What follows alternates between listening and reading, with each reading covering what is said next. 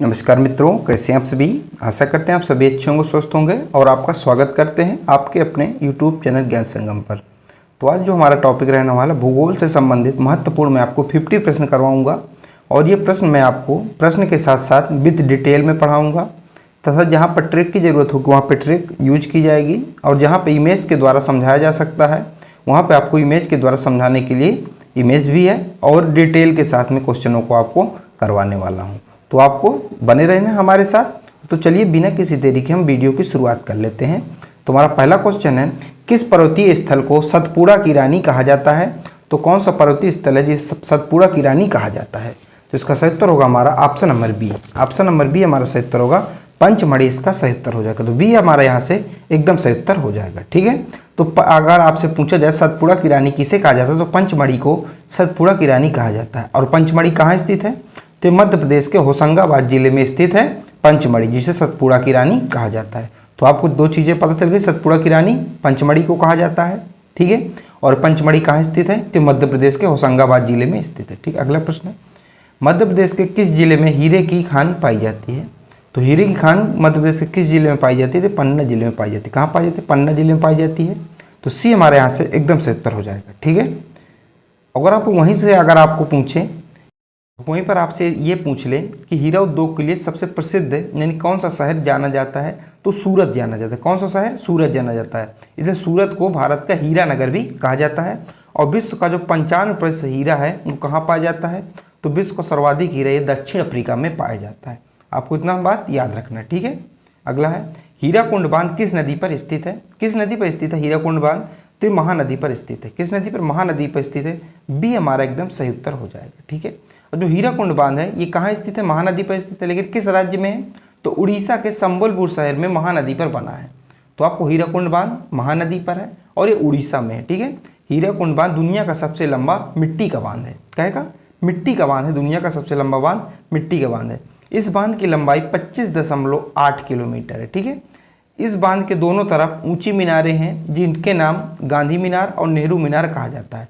तो आप अगर चित्र में देखें इस बांध के ऊपर क्या दोनों साइड से क्या ऊंची ऊंची मीनार, एक इस साइड से देखिए ऊंची मीनार और एक इधर से होंगी। ठीक है, तो एक को कहते हैं नेहरू मीनार और एक को कहा जाता है गांधी मीनार, इसको कहा जाता है। अगला प्रश्न है, भारत का क्षेत्रफल पाकिस्तान से लगभग कितने गुना बड़ा है। तो भारत का क्षेत्रफल पाकिस्तान से लगभग 4 गुना बड़ा है। कितना, 4 गुना बड़ा है। तो चौथा हमारा इसका सही उत्तर होगा। अगला है,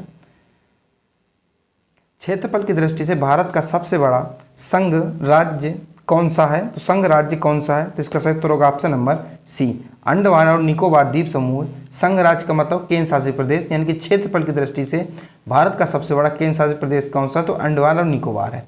अगर आपसे पूछे राज्यों में क्षेत्रफल की दृष्टि से तो कौन सा सबसे बड़ा है तो राज्य में आपको राजस्थान बताना है। ठीक है, तो क्षेत्रफल की दृष्टि से ये बड़ा है अंडमान निकोबार द्वीप समूह। इसकी राजधानी विजयपुरम, श्री विजयपुरम है। ये आपको इसलिए याद रखना है क्योंकि अभी इसकी राजधानी लगभग महीना भर पहले इसकी बदली गई है, तो आपको इसको याद रखना है। इसके पहले ये पोर्ट ब्लेयर थी। ठीक है, अगला है, पेरियार टाइगर रिजर्व किस राज्य में स्थित है। तो जो पेरियार टाइगर रिजर्व है ये केरल राज्य में स्थित है। कहाँ स्थित है, केरल में स्थित है। बी हमारा यहाँ से सही उत्तर हो जाएगा। अगला है, विश्व का दूसरा सबसे ऊंचा पर्वत शिखर कौन सा है। तो पर्वत शिखर, विश्व का सबसे ऊंचा पर्वत शिखर ये K2 है। कौन सा है, K2। कौन सा, दूसरा सबसे ऊंचा कह रहा है, यानी कि विश्व का दूसरा सबसे ऊंचा पर्वत शिखर K2 है। और सबसे अगर दूसरा की बात कर रहा है तो K2 है। अगर पूछे विश्व का सबसे ऊंचा शहर पर्वत शिखर कौन सा है तो अब वो माउंट एवरेस्ट है। ठीक है, दुनिया का सबसे ऊंचा जो पर्वत शिखर है दूसरे नंबर का उसे K2 कहते हैं। ठीक है, और इसकी ऊंचाई कितनी है तो 8611 इसकी ऊंचाई है। तो इसकी ऊंचाई कितनी है तो 8611 मीटर इसकी कुल ऊंचाई है। अगर फीट में बात करें तो 28,251 फीट इसकी ऊंचाई है। ये काराकोरम पर्वत श्रृंखला में है। किसमें, काराकोरम पर्वत श्रृंखला में। आपको पता होगा जो हिमालय है इसको 4 भागों में विभक्त किया है, ट्रांस हिमालय, महान हिमालय और इसके बाद लघु हिमालय और इसके बाद आता है शिवालिक हिमालय। ये चारों में किया गया है। और जो ट्रांस हिमालय की तीन पर्वत श्रृंखला हैं, काराकोरम, जास्कर और लद्दाख। तो जो K2 है ये काराकोरम पर्वत श्रृंखला का एक हिस्सा है, एक चोटी है। ठीक है, दुनिया का सबसे ऊंचा पर्वत अगर आपसे पूछे तो आपको बताना माउंट एवरेस्ट। इसकी ऊंचाई कितनी है तो ये 8,848.86 मीटर है। इसकी नेपाल और तिब्बत की सीमा पर ये स्थित है हिमालय। ठीक है, अगला, दो अक्षांश रेखाओं के मध्य कितनी दूरी होती है? तो दो अक्षांश मध्य जो रेखाओं के मध्य 111 किलोमीटर की दूरी होती है। कितनी? 111 किलोमीटर। बी हमारे यहाँ से सही उत्तर हो जाएगा। ठीक है, अगला है अरावली और विंध्य क्षेत्र के बीच कौन सा पठार स्थित है? तो इसमें से कौन सा पठार स्थित है? इसका सही उत्तर होगा मालवा का पठार स्थित है। ये हमारा इसका सही उत्तर हो जाएगा। अगला प्रश्न है, देखिए यह पठार ज्वालामुखी उत्पत्ति का है, यानी कि अगर पूछा जाए मालवा का पठार का निर्माण कैसे हुआ, तो इसका निर्माण हुआ ज्वालामुखी के कारण हुआ है। ठीक है, यह मध्य भारत में स्थित है और मुख्य रूप से मध्य प्रदेश राज्य में ये फैला हुआ है। ठीक है, अगला प्रश्न है, भारत का सबसे लंबा राष्ट्रीय राजमार्ग कौन सा है? तो भारत का सबसे लंबा जो राष्ट्रीय राजमार्ग है ये NH44 है। कौन सा? NH44। तो यानी यहाँ से शुरू होता है श्रीनगर से और नीचे तक पूरा, यानी कि यहाँ तक इसका है। ठीक है, अगर इसके पूरे लंबाई की बात करेंगे हम डिटेल से, तो भारत का सबसे लंबा राष्ट्रीय राजमार्ग है NH44 है। ठीक है, ये उत्तर में श्रीनगर से दक्षिण में कन्याकुमारी तक फैला है, यानी कि उत्तर से पूरे यहाँ तक फैला है। इसकी अगर लंबाई की बात करें तो 3045 किलोमीटर इसकी कुल लंबाई है। यह 11 राज्यों और लगभग 30 महत्वपूर्ण शहरों को जोड़ता है। कितने महत्वपूर्ण शहर? 30 हैं, इनको जोड़ता है। इसके पहले राष्ट्रीय राजमार्ग 7 के नाम से जाना जाता था, यानी कि अगर इस समय क्या NH44 का नाम है राष्ट्रीय राजमार्ग, इसके पहले इसको NH7 के नाम से जाना जाता था। ये जम्मू कश्मीर, पंजाब, हरियाणा, दिल्ली, उत्तर प्रदेश, राजस्थान, मध्य प्रदेश और महाराष्ट्र, तेलंगाना, आंध्र प्रदेश, कर्नाटक और तमिलनाडु से होकर ये गुजरता है। तो अगर आपको बात करें ऊपर से यहाँ से, यानी कि श्रीनगर से और नीचे तक पूरा यहाँ तक कन्याकुमारी तक ये राष्ट्रीय राजमार्ग NH44 सबसे बड़ा है। अगला, भारत का सबसे प्रसिद्ध यूरेनियम खान जादूगोड़ा भारत के किस राज्य में स्थित है? तो किस राज्य में स्थित है? ये झारखंड में स्थित है। किस राज्य में स्थित है? झारखंड स्थित है, झारखंड में स्थित है और ये यूरेनियम की सबसे बड़ी खान है। ठीक है, तो भारत की सबसे प्रसिद्ध यूरेनियम खान जादूगोड़ा झारखंड के पूर्वी सिंहभूम जिले के जादूगोड़ा गांव में स्थित है। जादूगोड़ा का पुराना नाम क्या था? तो जारागोरा इसका पुराना नाम था, इसके जादूगोड़ा इसका नाम हो गया। अगला है, भारत की सबसे लंबी झील कौन सी है? तो भारत की सबसे लंबी झील जो है इसका सही उत्तर होगा वेबनाड झील। कौन सी? वेबनाड झील जो है भारत की सबसे लंबी झील मानी जाती है। भारत की सबसे लंबी झील वेबनाड झील है और ये केरल में स्थित है। तो अगर आपसे पूछा जाए कि वेबनाड झील की कहाँ स्थित है, जो केरल में स्थित है। इसकी लंबाई 96.5 किलोमीटर इसकी कुल लंबाई है। यह झील कोच्चि झील और कुटनाद में पुनमादा झील के नाम से भी जानी जाती है। ठीक है, यह प्रसिद्ध नेहरू, यानी कि यहाँ एक नौकायान, बहुत ही प्रसिद्ध नौकायान की प्रतियोगिता होती है जिसे कहा जाता है नेहरू नौकायान प्रतियोगिता, यहीं ये आयोजित की जाती है। ठीक है, अगला है, भारत का एकमात्र सक्रिय ज्वालामुखी बैरन द्वीप कहाँ स्थित है? तो भारत का एकमात्र सक्रिय ज्वालामुखी जो बैरन द्वीप है अंडमान द्वीप में स्थित है। ये हमारा इसका सही उत्तर होगा, आप बाकी चित्र में देख सकते हैं। ठीक है, भारत का एकमात्र सक्रिय ज्वालामुखी बैरन द्वीप अंडमान और निकोबार द्वीप समूह के मध्य अंडमान में स्थित है। यह भारतीय उपमहाद्वीप और दक्षिण एशिया का एकमात्र ज्वालामुखी है। अगर आप बात करें कि भारतीय उपमहाद्वीप का और दक्षिण एशिया का, यानी कि दक्षिण एशिया महाद्वीप का एकमात्र ये सक्रिय ज्वालामुखी है। अगला है, तारों का रंग सूचक होता है। तो तारों का रंग किस चीज़ का सूचक होता है? ये तापमान का सूचक होता है। सी हमारा यहाँ पे सही उत्तर होगा। अच्छा, अगला है, अगर बात की जाए सबसे चमकदार जो ग्रह कौन सा होता है, तो सीरियस ए। अगर पूछा जाए सबसे चमकदार ग्रह तो ये हो तारा कौन सा होता है? तो ये सीरियस ए होता है। ठीक है, अगर वहीं पे बात की जाए पृथ्वी के सबसे नज़दीक तारा कौन सा है, तो अल्फा सेंचुरी, ये धरती के जो पृथ्वी के सबसे नज़दीक तारा है। अगला है, जोजिला दर्रा किन दो जगहों को जोड़ता है? तो इसका सही उत्तर होगा, ये जोड़ता है श्रीनगर को लेह से जोड़ता है। तो जोजिला दर्रा है जो श्रीनगर को लेह से जोड़ता है, तो हमारा सी इसका सही उत्तर हो जाएगा। ठीक है, और जोजिला दर्रा लद्दाख के कारगिल जिले में स्थित है, ये भी आपको याद रखना है। अगला है, भारत में कौन सी नदी कर्क रेखा को 2 बार काटती है? तो माही नदी। कौन सी नदी? माही नदी जो कर्क रेखा को 2 बार काटती है। अभी कर्क रेखा क्या है? तो कर्क रेखा एक इमेजिनरी लाइन है, यानी कि कल्पना वाली रेखा है। इसको एक पृथ्वी को समझने के लिए, अध्ययन करने के लिए एक रेखा बना दी गई थी। और जो हमारी माही नदी है, जैसे मान लीजिए कर्क रेखा हो, इस प्रकार बहती है, यू आकार में बहती है। इस प्रकार एक जगह से यहाँ से काट देती है, एक जगह से यहाँ से काट देती है। इसलिए कहा जाता है कि भारत की एकमात्र नदी है जो कर्क रेखा को 2 बार काटती है, वो माही नदी है। ठीक है, ये आपको याद रखना है। ठीक है, भारत में माही नदी एकमात्र ऐसी नदी है जो कर्क रेखा को 2 बार काटती है, ये मैं बता चुका हूँ। माही नदी मध्य प्रदेश के बिंद पर्वत से निकलती है। ठीक है, ये राजस्थान और गुजरात पे होकर बहती है। खंभात की खाड़ी से ये रास्ते अरब सागर में गिर जाती है। और इसकी माही नदी का प्राचीन नाम की बात करें तो महिषा सागर यानी कि माही सागर इसका नाम था। ठीक है। और अगर कर्क रेखा की बात करें, बहुत पूछा जाता है कि कर्क रेखा भारत के कितने राज्यों से गुजरती है, तो कर्क रेखा भारत के 8 राज्यों से गुजरती है। कौन कौन से 8 राज्य हैं? गुजरात, राजस्थान, मध्य प्रदेश, छत्तीसगढ़, झारखंड, पश्चिम बंगाल, त्रिपुरा, मिजोरम से होकर ये गुजरती है। तो कर्क रेखा भारत के 8 राज्यों से होकर गुजरती है, ये भी आपको याद रखना है। अगर वहीं पे बात करें कर्क रेखा कितनी डिग्री पर है, तो कर्क रेखा 23 डिग्री और 27 उत्तरी अक्षांश पर कर्क रेखा स्थित है। यहाँ पे अभी आप चित्र में देख सकते हैं। ठीक है, ये देखिए कर्क रेखा लिखा है और 23.5 ऐसा। ठीक है। अगला प्रश्न, सौर मंडल का सबसे ठंडा ग्रह कौन सा है?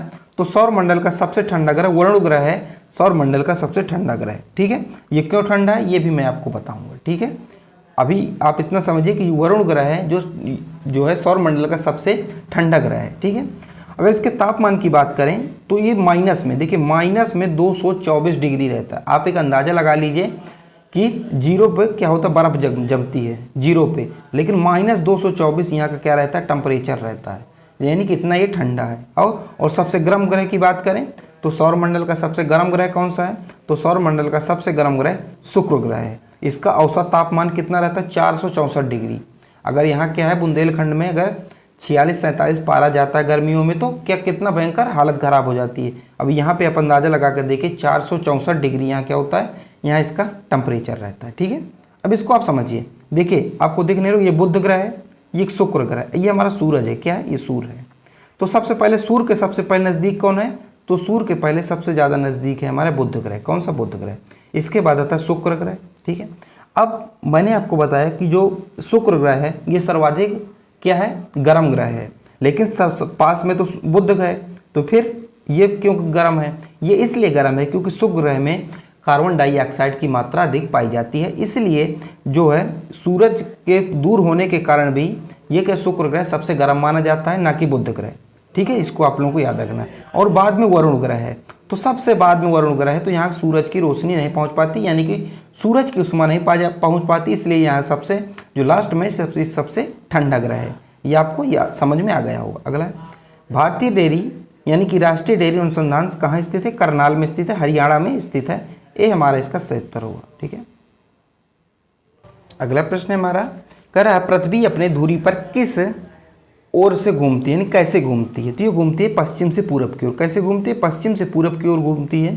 तो सी हमारा इसका सही उत्तर होगा। देखिए धुरी का मतलब क्या होता है? देखिए जैसे पहिया है, ये पहिया की धुरी है। अब पहिया को ऐसे घुमाया जाए, ऐसे ऐसे ऐसे ऐसे घुमाया जाए, तो ये क्या पश्चिम से पूरब की ओर घूम रहा है। इसी प्रकार आप अगर पृथ्वी में समझें तो यहाँ पे देखिए ये पृथ्वी थोड़ी सी झुकी हुई है और यहीं से ये क्या होती है, ऐसे घूमती है। तो जब इस साइड सूरज है तो जिस पोर्शन पे इसका क्या होगा, लाइट पड़ेगा तो उधर दिन होगा, और जिस जैसे यहाँ पे क्या है, यहाँ पे लाइट इतने में नहीं पड़ रही तो यहाँ पे रात होगा। इस प्रकार दिन और रात होते हैं पृथ्वी के घूर्णन के कारण। अगला है अमरावती जलाशय भारत के किस राष्ट्रीय उद्यान में स्थित है? तो अमरावती जलाशय है ये इंदिरा गांधी वन्य जीव अभ्यारण्य में स्थित है। सी हमारा इसका सही उत्तर हो जाएगा। ठीक है।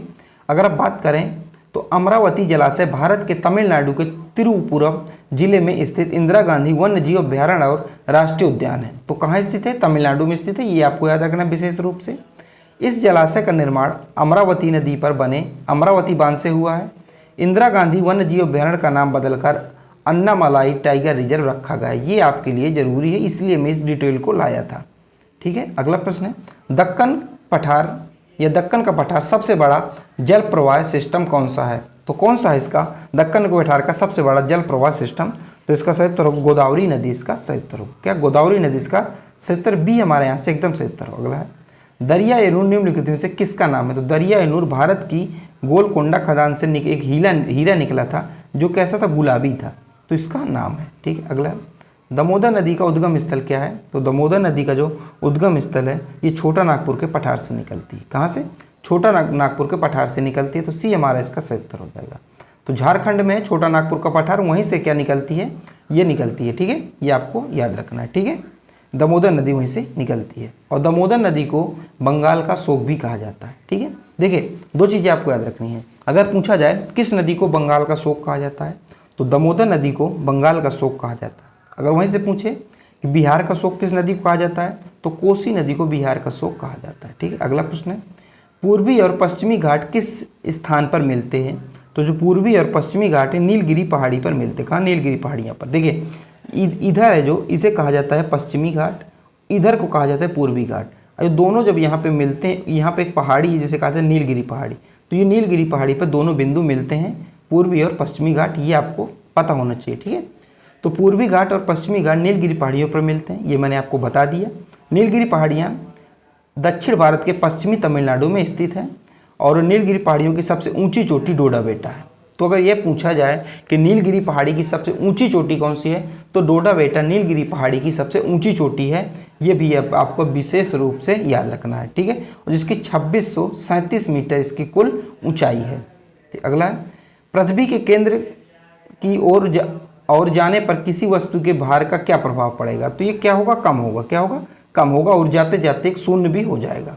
अगला है, अमेरिका की सबसे बड़ी नदी प्रवाह तंत्र कौन सी है, तो नदी प्रवाह तंत्र अमेरिका की कौन सी है, तो इसका है मिसिसिपी, तो इसका डी हमारा इसका सही उत्तर हो जाएगा। अगला है, सौरमंडल का सर्वाधिक गर्म ग्रह कौन सा, सौरमंडल का सर्वाधिक गर्म ग्रह कौन सा है, शुक्र ग्रह है सौरमंडल का सर्वाधिक गर्म ग्रह। अब देखिए आपको सूरज दिख रहा होगा, ठीक है, यहाँ पे आपको क्या दिख रहा है, बुध ग्रह, फिर इसके बाद शुक्र ग्रह, इसके बाद पृथ्वी है हमारी, फिर है मंगल, फिर है बृहस्पति है, फिर शनि है, फिर अरुण है, और बाद में आता है वरुण ग्रह। कौन सा आता है, बाद में आता है वरुण ग्रह। ये देखिए, ये आपको समझ आ गया। अब जो सबसे पास है सूरज के वो है बुध ग्रह। देखिए सबसे पास कौन सा, बुध ग्रह है। ठीक है, आपको यहाँ दिख रहा होगा जो सबसे पास है ये बुध ग्रह है। लेकिन बुध ग्रह गर्म नहीं होता भाई, इसको गर्म होना चाहिए क्योंकि बुध ग्रह जो सूरज के सबसे पास है तो गर्म इसको होना चाहिए, लेकिन ये गर्म नहीं है। क्यों गर्म नहीं है, ठीक है, लेकिन सबसे गर्म कौन सा है, शुक्र ग्रह सबसे गर्म है।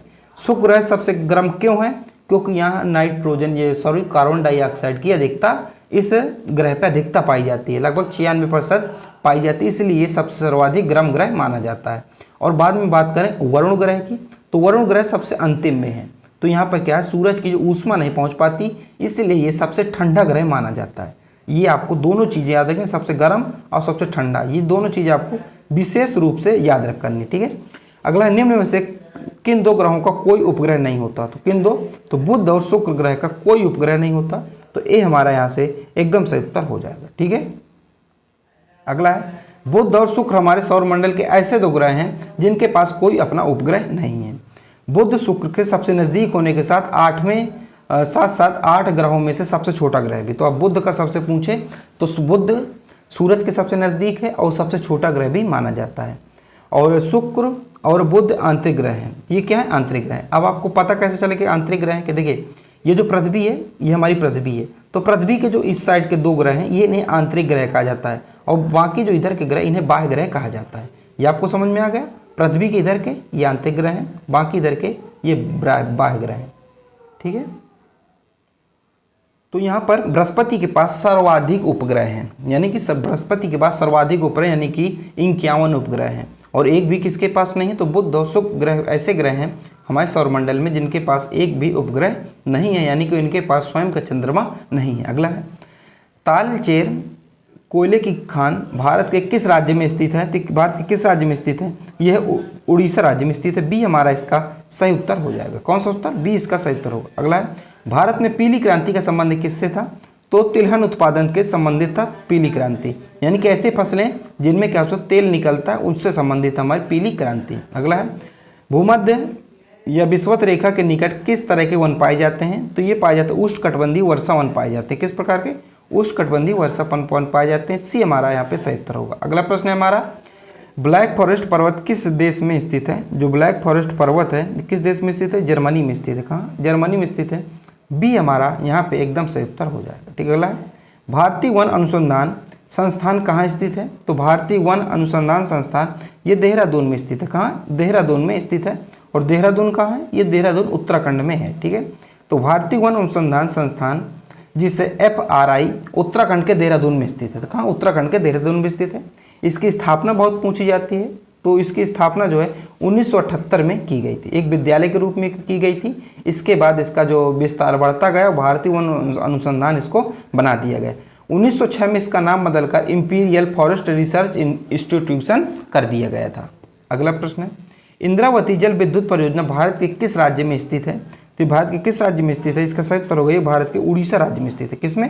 उड़ीसा राज्य में स्थित है। तो सी हमारे यहाँ से एकदम सही उत्तर हो जाएगा। ठीक है, अगला है छोटा नागपुर पठार किसके लिए विश्व प्रसिद्ध है? तो जो छोटा नागपुर का पठार है ये किसके लिए विश्व प्रसिद्ध है? तो ये खनिज के लिए विश्व प्रसिद्ध है। किसके लिए?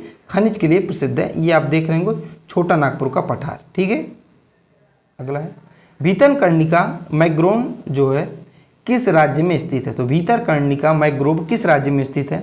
तो ये स्थित है उड़ीसा में। कहाँ स्थित है? उड़ीसा में स्थित है। एक हमारा इसका सही उत्तर हो जाएगा। ऑप्शन नंबर ए हमारा इसका सही उत्तर हो जाएगा। ठीक है, अगला है कौन सा जल डमरू मध्य प्रशांत महासागर को हिंद प्रशांत महासागर से जोड़ता है? तो इसका सही उत्तर होगा हमारा, इसका सही उत्तर होगा मलक्का जल डमरू मध्य। तो बी हमारा इसका सही उत्तर हो जाएगा। अगला है किस देश को कलाकित नूनात कहा जाता है? तो इसका सही उत्तर होगा हमारा, इसका सही उत्तर होगा ग्रीनलैंड। इसका सही उत्तर क्या होगा? ग्रीनलैंड हमारा इसका सही उत्तर हो जाएगा। ठीक है, अगला प्रश्न हमारा कह रहा है ब्रंश यानी कि रिफ्ट वैली के बीच में भूमि के ऊपर उठने से किस प्रकार के पर्वतों का निर्माण होता है? तो किस प्रकार के पर्वतों का निर्माण होता है? तो इसका सही उत्तर होगा हमारा, इसका सही उत्तर होगा ब्लॉक पर्वत, यानी कि ऑप्शन नंबर ए हमारा इसका सही उत्तर हो जाएगा। ठीक है, यानी कि जब ये भूमि जब नीचे चलती है यानी कि नीचे जाती है तो ब्लॉक पर्वतों का निर्माण होता है, जैसे कि आप चित्र में देख सकते हैं। अगला धूमकेतु किसके ओर चारों ओर चक्कर लगाते हैं? किसके चारों ओर चक्कर लगाते हैं? सूर्य के चारों ओर चक्कर लगाते हैं।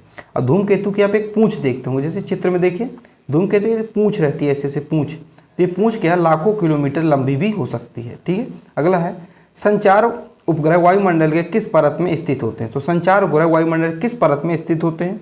तो ये आयन मंडल में स्थित हो। किसमें? आयन मंडल में स्थित होते हैं। तो इसका सही उत्तर हो जाएगा डी हमारा इसका सही उत्तर हो जाएगा। अब आप लोग एक बात समझिए, देखिए ये हमारी क्या पृथ्वी है, तो सबसे पहले जो परत लेयर पाई जाती है उसे कहते हैं क्षोभ मंडल।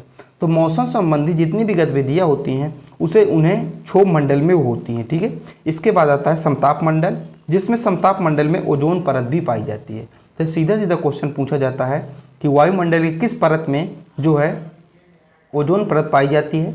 तो वायुमंडल के समताप मंडल में ओजोन परत पाई जाती है, और यहाँ ही हेलीकॉप्टर विमान जो होते हैं, जो एरोप्लेन वगैरह यहाँ उड़ते हैं। तो पहले ये क्षोभ मंडल, यहाँ मौसम संबंधी गतिविधियाँ होती हैं जैसे कि बिजली कड़कना ये सब। फिर उसके ऊपर है समताप मंडल, यहाँ ओजोन परत पाई जाती है। इसके बाद है मध्य मंडल।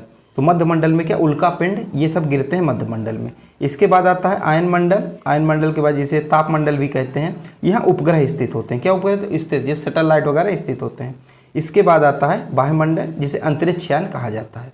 तो ये महत्वपूर्ण चीज़ें थी जिसमें शॉर्ट में बताने की मैंने कोशिश आपको किया है। इसके अलावा अगर आपको विस्तार में पढ़ना तो वीडियो पढ़ा है हमारे चैनल पे, उसको आप देख सकते हैं। अगला है निम्न में से किस ज्वार की ऊंचाई सबसे कम होती है? तो किस ज्वार की ऊंचाई सबसे कम होती है? तो निम्न ज्वार की ऊंचाई सबसे कम होती है। बी हमारा यहाँ पे सही उत्तर होगा। ठीक, अगला है पश्चिमी घाट की सबसे ऊंची चोटी पर्वत चोटी है और दक्षिण भारत की सबसे ऊंचा स्थान कौन सा है? यानी कि पश्चिमी घाट के सबसे ऊंचा है और दक्षिण भारत का भी सबसे ऊंचा स्थान ये कौन सा? ये आपसे पूछ रहे थे, अनाईमुड़ी है। तो बी हमारा इसका सही उत्तर हो जाएगा। क्या? बी हमारे यहाँ से एकदम सही उत्तर हो जाएगा। ठीक है, अब तक अब बात करें तो पश्चिमी घाट की सबसे ऊंची चोटी अनाईमुड़ी है और ये दक्षिण भारत की भी सबसे ऊंची चोटी है। ठीक है, तो पश्चिमी घाट की सबसे ऊंची चोटी अनाईमुड़ी है। ठीक, अनाईमुड़ी केरल के इडुक्की और एराकुलम जिले में स्थित है। अनाईमुड़ी प्रायद्वीप भारत की सबसे ऊंचा पर्वत है। तो अनाईमुड़ी प्रायद्वीप भारत का सबसे ऊंचा पर्वत है। इसकी ऊंचाई की बात करें तो 2695 मीटर इसकी कुल ऊंचाई है। अगला प्रश्न है, तो अगला प्रश्न कह रहा है नोकखैलेम वन्य जीव अभयारण्य किस राज्य में स्थित है? तो ये स्थित है मिजोरम में। कहाँ स्थित है? मिजोरम में स्थित है। डी हमारे यहाँ पे एकदम सही उत्तर हो जाएगा। अगला प्रश्न है भारत में मूंगा रेशम किस एकमात्र राज्य द्वारा उत्पादित किया जाता है? जो मूंगा रेशम किस राज्य एकमात्र राज्य द्वारा उत्पादित किया जाता है? तो ये मात्र असम द्वारा उत्पादित किया जाता है। कहाँ? असम द्वारा उत्पादित किया जाता है। डी हमारा इसका सही उत्तर होगा। अगला है कौन सा जल डमरू मध्य अमेरिका को रूस से अलग करता है? तो अमेरिका को रूस से अलग करता है बेरिंग जल डमरू मध्य। कौन सा? बेरिंग, ये आपको याद रखना है। ठीक है, ये हमारा इसका सही उत्तर। अगला है नदी का वह खुला क्षेत्र जहाँ पर सागर और ज्वार का प्रभाव होता है उसे क्या कहा जाता है? जो उसे कहा जाता है हमारा क्या कहा जाता है? नदी मुख कहा जाता है। क्या कहा जाता है? नदी मुख कहा जाता है। यानी कि नदी का वह क्षेत्र जहाँ पर सागर और ज्वार का प्रभाव होता है उसे नदी मुख कहा जाता है। अगला है वर्णोग्रह की खोज किसने की थी? तो वर्णोग्रह की खोज की थी विलियम हार्शेल ने। किसने? विलियम हार्शेल ने किया था। ये हमारा इसका सही उत्तर होगा। अगला है, सौरमंडल का सबसे अधिक चमकीला ग्रह कौन सा है? तो सबसे अधिक जो चमकीला ग्रह है शुक्र ग्रह है। कौन सा? शुक्र ग्रह, क्योंकि शुक्र ग्रह में ही क्या होता है, सबसे अधिक गर्म ग्रह है। तो गर्म होने के साथ ही क्या चमकता भी सबसे ज़्यादा यही है। ये आपको क्या करना है, याद रखना है। ठीक है। अगला है, पिपली घाट दर्रा किस पर्वतीय भाग में स्थित है? तो पिपली घाट दर्रा है, ये कहाँ स्थित है? ये अरावली पर्वत में स्थित है। कहाँ? अरावली पर्वत में स्थित है। विशेष रूप से अगर देखा जाए राजस्थान और ये गुजरात वाले एरिया में यहाँ ये स्थित है। तो आपको कैसी लगी वीडियो आप लोग जरूर बताइएगा। अगर आप पढ़ना चाहते हैं, हिमालय का भौतिक विभाजन हो गया, उत्तर भारत के मैदान हो गए, तो आप हमारी प्लेलिस्ट जियोग्राफी में जाके देख सकते हैं। और आज के हमारी इंपॉर्टेंट प्रश्न थे। इसी तरह हम आपको प्रश्न लेते चले आएंगे। तो चलिए मिलते हैं अगले वीडियो पर। जब तक के लिए जय हिंद, जय भारत।